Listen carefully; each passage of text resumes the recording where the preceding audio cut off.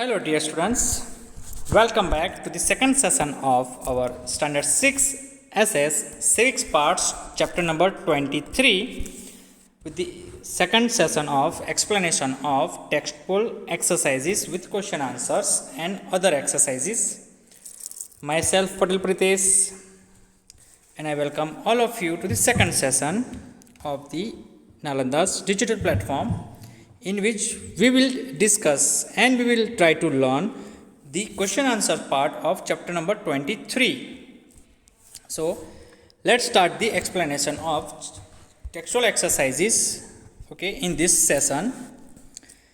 For the quick revision, what we have learned in the chapter number 23 democratic government, in which we have learned that what is a democracy first of all, then what is a democratic government, how it is formed with this kind of different examples of elections, how elections held in India, then key elements of the democracy, right to vote, freedom of expression, freedom of speech, freedom of following any religion or practicing any religion, conflict resolutions through dialogue and negotiation, and equality and justice.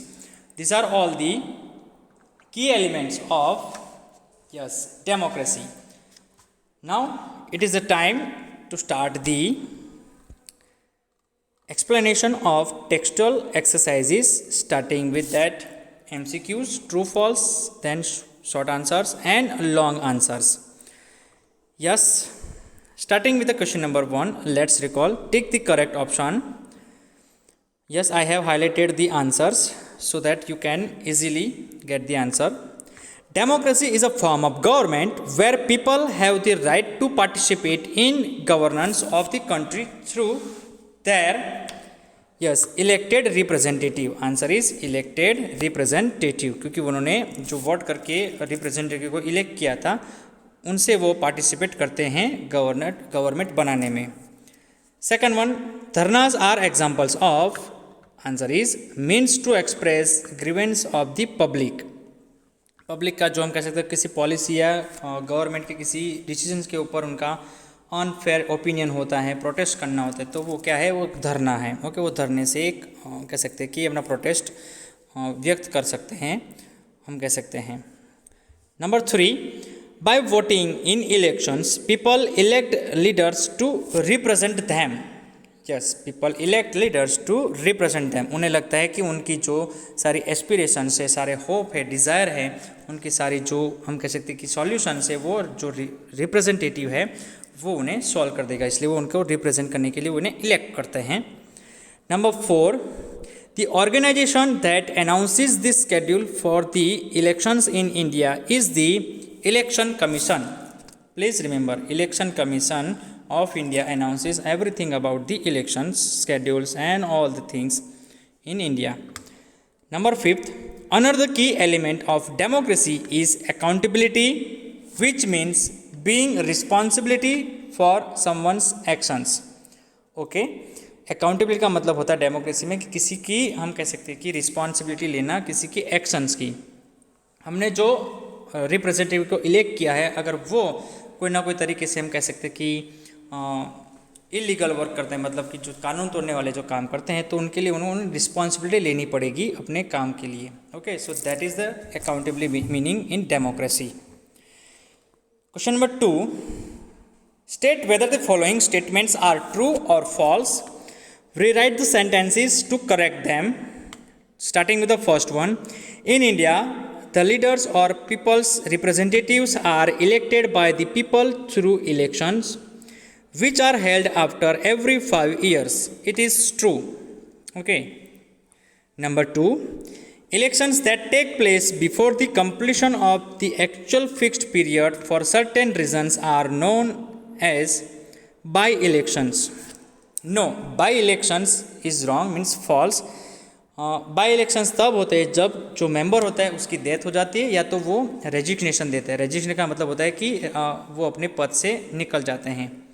यहाँ पे जो election होते हैं किसी ना किसी दूसरे वजह से, सर्टेन रीजन से, तो उन्हें कहते हैं mid term elections. Please remember the word mid term election. So it is false. Third one is democracy is incomplete without freedom. Yes, it's true.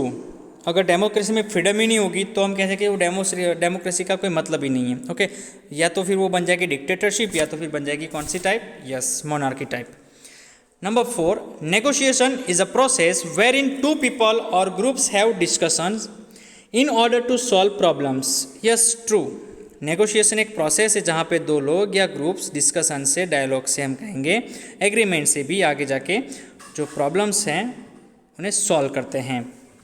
Justice, fifth one, justice is the fair and equitable treatment of all individuals regardless of caste, creed, religion and sex under the law.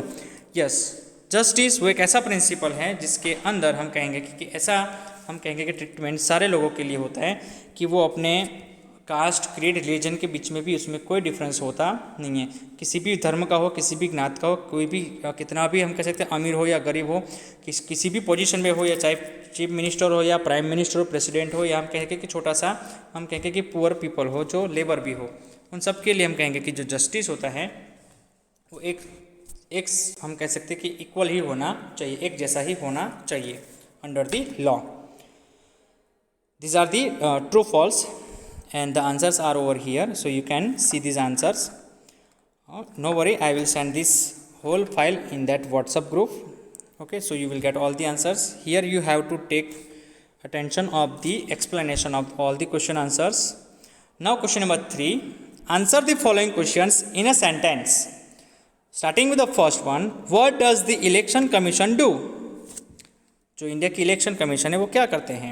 So yes, answer is the election commission announces the schedule for the election. Especially we are talking about our Indian elections. Okay, so the election commission of India announces the schedule for the elections or election only. Okay, एक से ज़्यादा अगर election होते हैं, multiple election भी हो सकते हैं. Number 2, what are the 3 types of elections? The 3 types of elections are general elections, mid-term elections and by-elections. Okay, please remember general elections, mid-term elections and by-election.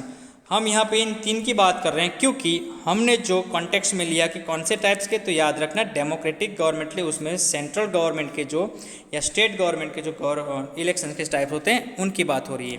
Basically जो 3 हमारे जो elections है वो ये हैं Lok Sabha elections, okay, Rajya Sabha elections and state assembly election. अब इनके अंदर के जो टाइप आते हैं ना वो ये हैं. ओके, उसमें राज्यसभा इलेक्शन में ये 3 टाइप्स है वो नहीं आते हैं. Clear? Yes.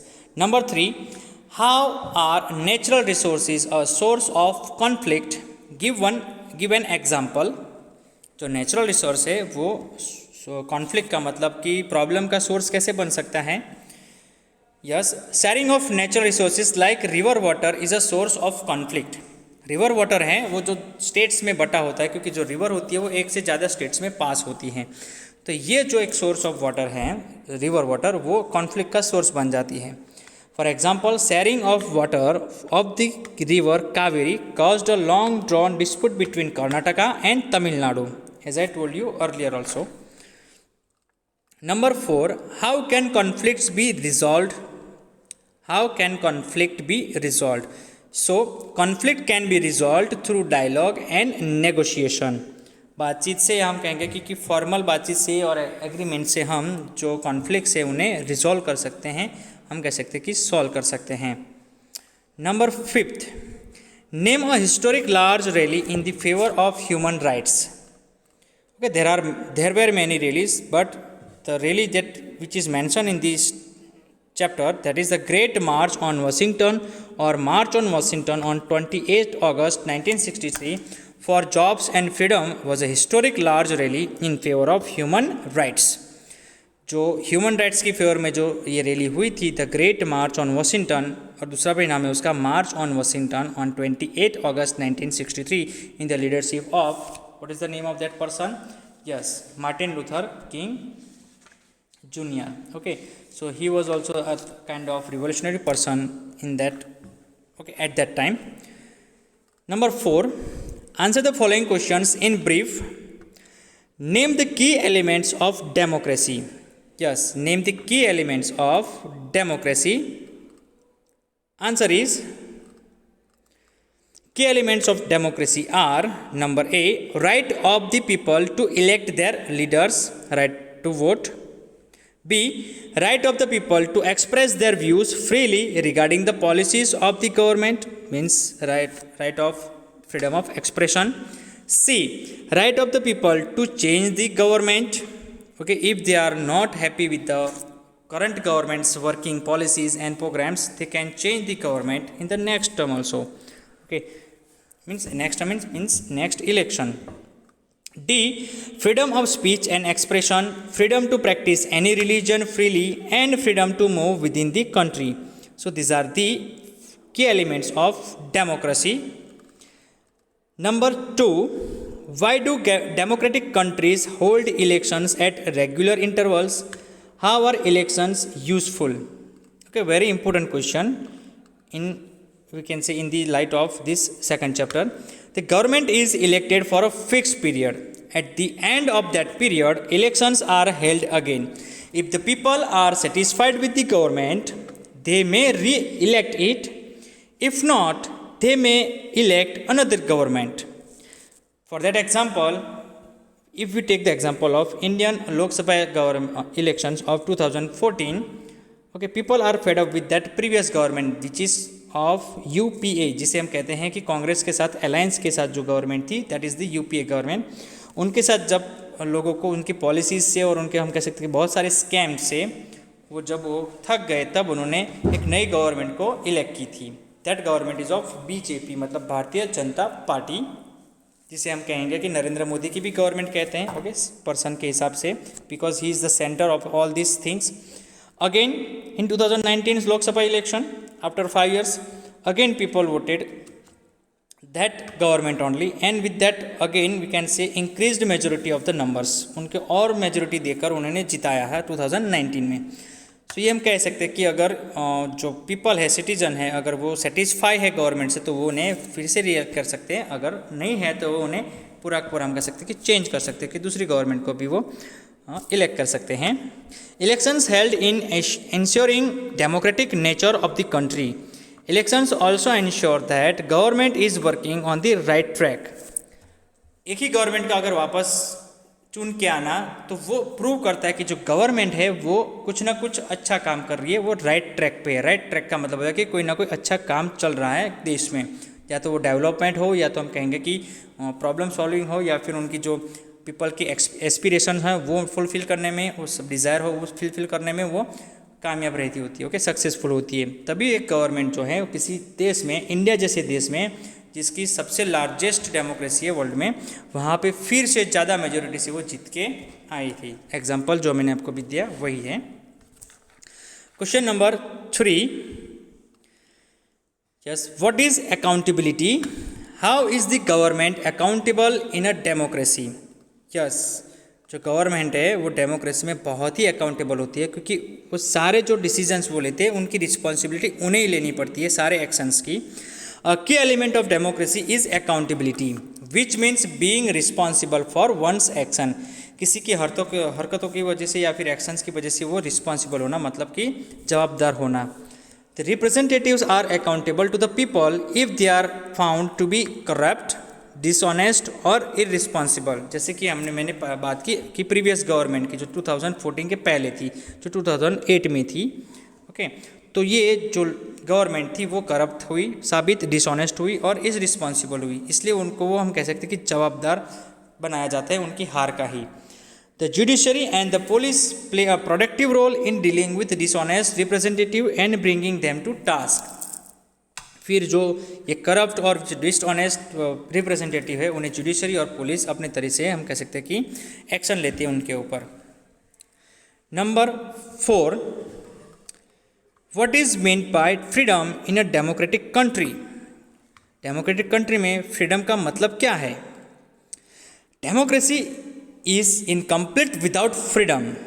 It can be a true democracy only when people enjoy certain rights and freedoms such as freedom of speech and expression, freedom to practise the religion of their choice and freedom to free move within the country. Such freedom can be enjoyed within the limits of law and without harming the interest of other members of society or communities. किसी democratic government में या democratic country में अगर freedom ही नहीं है तो उसका कोई मतलब भी नहीं है। तो डेमोक्रेसी है वो फ्रीडम के हम कह सकते कि बिना पे इनकम्प्लीट है। जो सिटीजन्स होते हैं या जो लोग होते हैं उनको बहुत सारे जो राइट्स है फ्रीडम के वो एंजॉय नहीं करेंगे, तो वो डेमोक्रेसी किसी हम कह सकते हैं डेमोक्रेसी का वो मतलब ही नहीं है। तो वो कोई भी प्रकार की डेमोक्रेटिक कंट्री भी नहीं रहेगी या डेमोक्रेटिक गवर्नमेंट भी नहीं रहेगी। फ्रीडम बहुत सारी दी गई है हमें कॉन्स्टिट्यूशन के हिसाब से, उसमें से है freedom of speech, expression, freedom to practice any religion of their choice, freedom to free move in और we can say move within the country, और हम कहेंगे फ्रीडम ऑफ स्पीच है, फ्रीडम ऑफ एक्सप्रेशन है, freedom of thought है। तो ये सारे बहुत सारे फ्रीडम हैं जो हमें देते हैं, लेकिन हमें जो सारी फ्रीडम है वो हमारे लॉ की लिमिट के अंदर हमें ओबे करने होते हैं। ओके, जिससे किसी भी दूसरे ह्यूमन का हम कह सकते हैं कि उसकी इंटरेस्ट को हम हार्म ना करें और किसी भी सोसाइटी की या कम्युनिटीज़ के मेंबर को हम किसी जगह किसी भी तरफ से उसे हर्ट ना करें। Okay, that should be that meaning of the freedom in a democratic country. Yes, number 5, which values are the guiding principles democracy. कौन कौन से यहाँ पे कहेंगे कौन कौन से वैल्यूज़ है जो प्रिंसिपल्स होते हैं डेमोक्रेसी के, उन्हें गाइड करते हैं। So answer is the twin values of equality and justice are the guiding principles of democracy. Democracy के जो गाइडिंग प्रिंसिपल्स है वो मैंने आपको पहले भी कहा था कि equality and justice.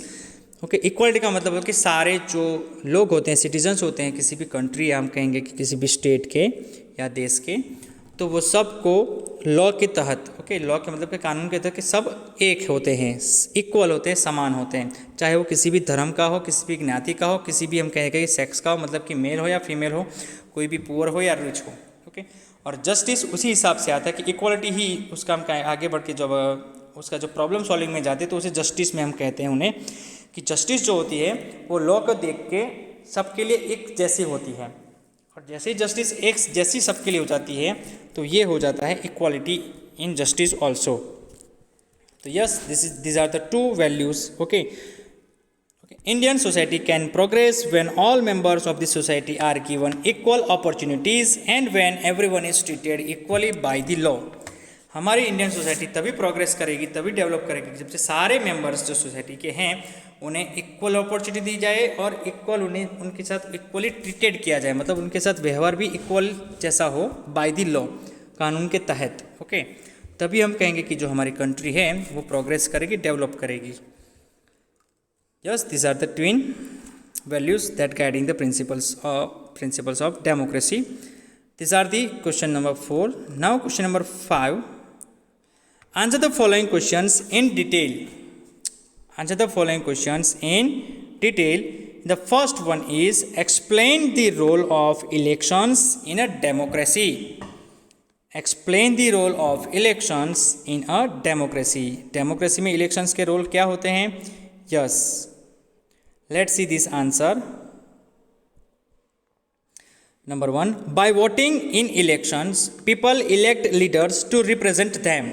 Yes, these representatives take decisions on behalf of the people. They keep the interest of the people in mind.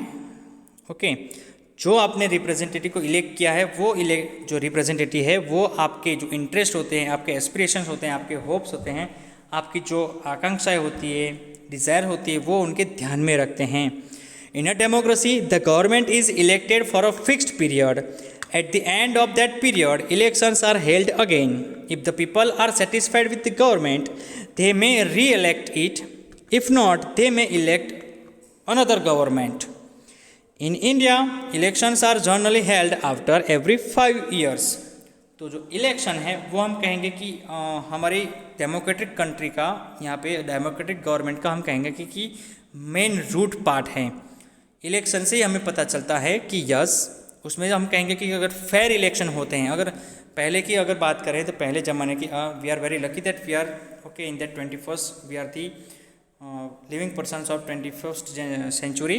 लेकिन पहले जो इलेक्शंस होते हैं जिनमें न्यूज़ में भी आता था कि जो हमारे अगले बात हुई जो पोलिंग बूथ होते थे वो चुराए जाते थे, जो वहाँ पे जिसमें अंदर जो वोट डालते थे, पहले बॉक्सेस में वोट डालते थे, वो बॉक्सेस के पूरे हम कह सकते कि एक्सचेंज हो जाते थे। तो ये सारी बहुत सारी चीज़ें जो होती थी। अब जो हमारा जो कंट्री है वो डिजिटल हो गया है, हमारी जो वोटिंग प्रोसेस है वो पूरी हम कहेंगे कि डिजिटल हो गई है by the machines called EVMs and other things.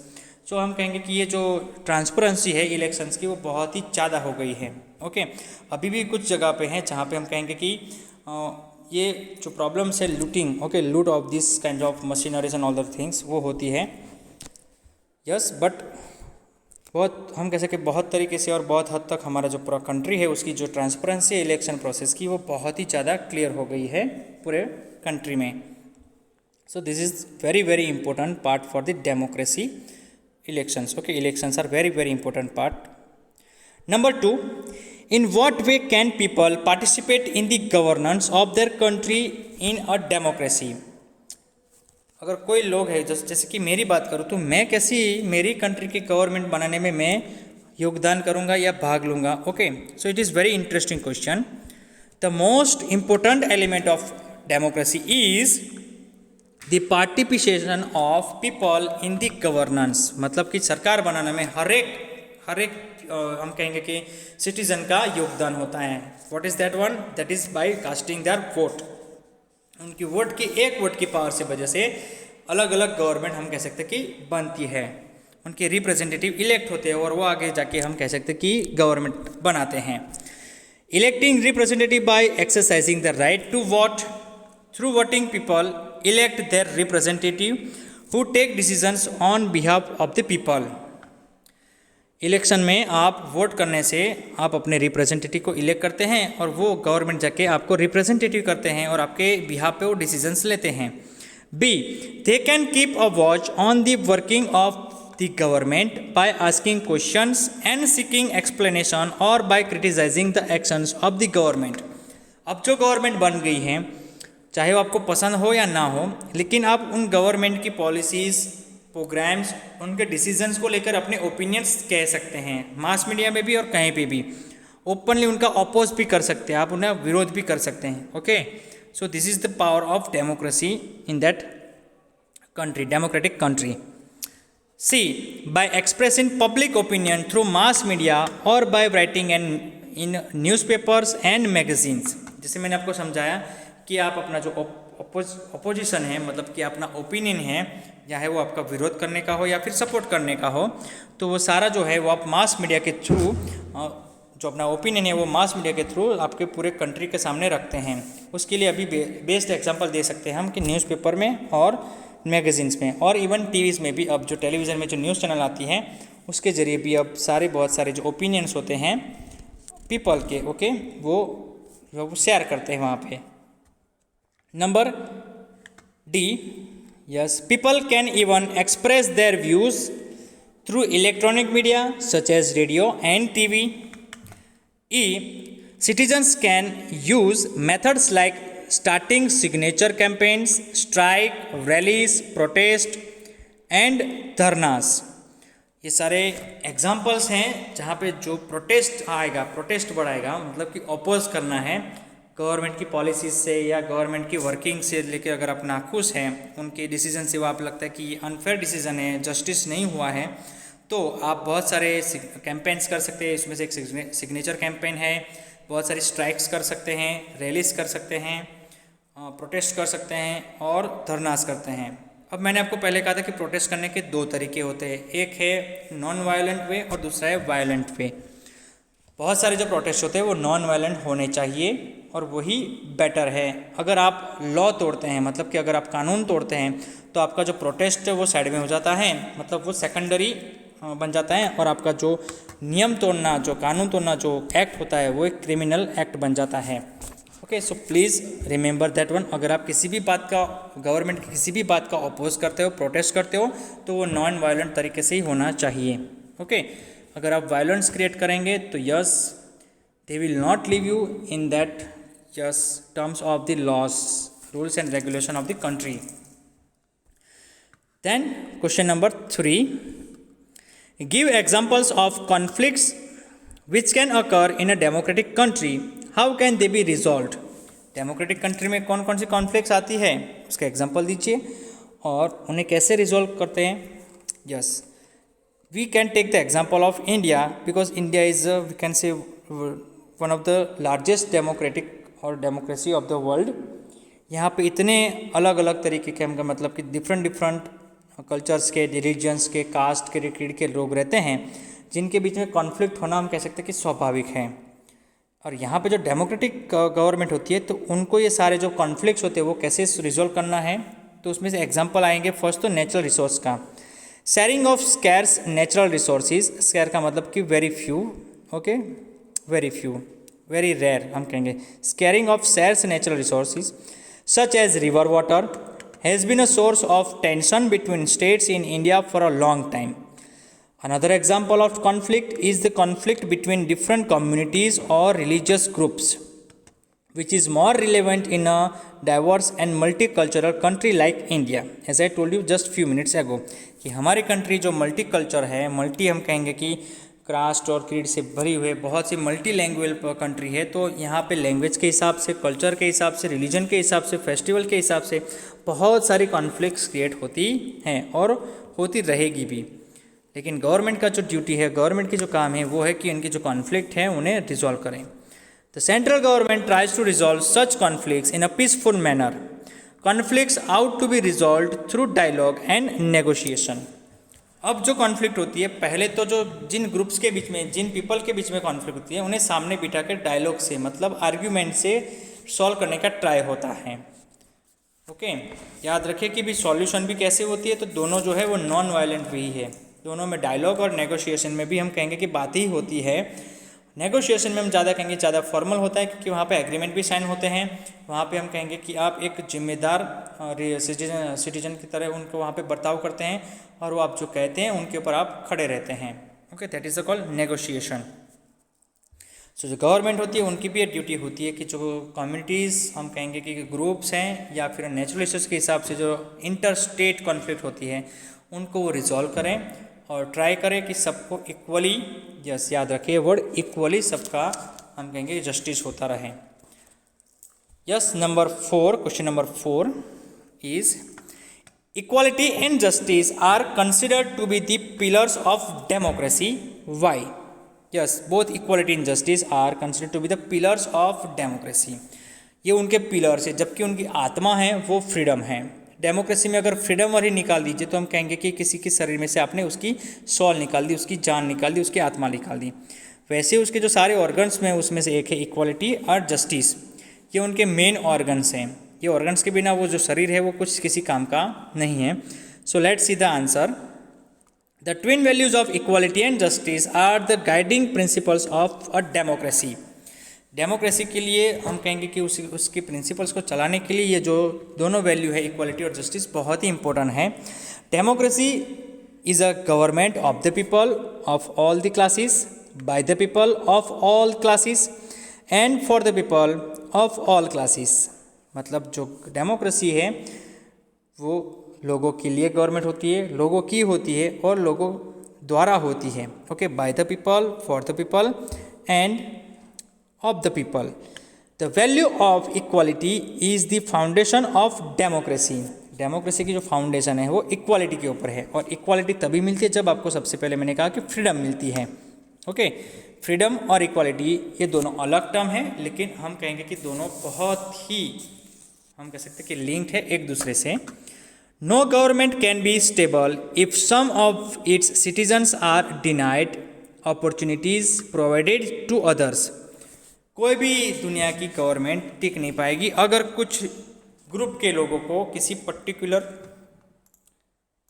किसी भी कंट्री की गवर्नमेंट के सिटीजन्स को हम ग्रुप में बांटेंगे और उन्हें कहेंगे कि ये जो किसी भी एग्जांपल देते किसी भी जॉब है, कोई अपॉर्चुनिटी हो जॉब की, उसके लिए आप कुछ ग्रुप को परमिशन देते हैं और कुछ ग्रुप को आप डिनाइड करते हैं, मतलब कि परमिशन नहीं देते, अपॉर्चुनिटी नहीं देते हैं, तो वो गवर्नमेंट कभी भी हम कहेंगे कि डेवलप नहीं करेंगी और वो कंट्री भी कभी भी डेवलप और प्रोग्रेस नहीं करेगी, क्योंकि आपने वहाँ पे इक्वालिटी के जो वैल्यू है वो आपने ओबे ही नहीं किए हैं. इक्वालिटी का मतलब होता है कि सब पे सबका समान अधिकार होता है, हक होता है. Differences created on the grounds of caste, race, color, gender and religion are against the principles of democracy. मैं इस कास्ट का हूँ, उस कास्ट का हूँ, मैं इस धर्म का हूँ, उस धर्म का हूँ, मेरा कलर ये है, मेरा कलर वो है, मैं मेल हूँ, मैं फीमेल हूँ, मैं इस धर्म का हूँ, मैं उस धर्म का हूँ, ये सारे जो हैं ये डेमोक्रेसी के प्रिंसिपल्स के अगेंस्ट हैं, क्योंकि ये वहाँ पे हम कहेंगे कि कॉन्फ्लिक्ट क्रिएट करते हैं। ये सारे जो इश्यूज़ होते हैं caste, religion, colour, gender, religions के, ये सारे जो प्रॉब्लम्स है वो क्रिएट करते हैं conflict between the groups, communities and societies, and that lead to the yes discrimination and injustice that we have seen in the previous chapter also. तो ये सब नहीं होना चाहिए, क्योंकि ये प्रिंसिपल्स ऑफ डेमोक्रेसी के अगेंस्ट में हैं, तो हमें इन सब से दूर रहना चाहिए। हाँ, हमें अगर यहाँ पे ऐसी कोई प्रैक्टिस होती है, अगर इनजस्टिस या फिर हम कहेंगे इनइक्वालिटीज़ की जहाँ पे प्रैक्टिस होती है, तो वहाँ पे हमें जो लॉ है उसका हम सहारा लेंगे, उनकी मदद लेंगे, और लॉ और जुडिशरी सिस्टम के हम कहेंगे, और पुलिस भी है, उसकी मदद से हम वो जो भी गलत करते हैं उन्हें हम उनको रोकेंगे, और आगे उनके ना हो उसके लिए हम क्या करेंगे, यस उनका आगे से ध्यान रखेंगे। ओके, हम वो प्रैक्टिस ना करें, इनइक्वालिटी और इनजस्टिस का हम ये प्रैक्टिस ना करें, वो हमें बहुत ही ध्यान से और अच्छे से देख कर करना है कि हमसे कोई इनजस्टिस ना हो जाए, हमसे कोई इनइक्वालिटी का काम ना हो जाए। We are the citizens of this country and this is the yes democratic country. Okay, we are living in a democratic country, democratic government. So whatever we have and however we have, जैसा भी है, जितना भी है, वो हम सबका है.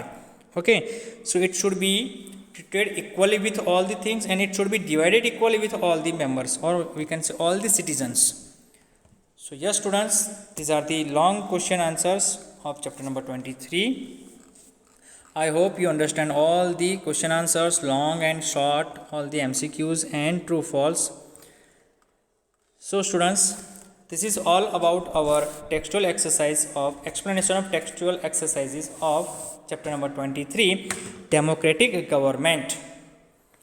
So in the first session we have completed the concept of the democratic government, and in the second session we have completed the explanation of exercises, textual exercises.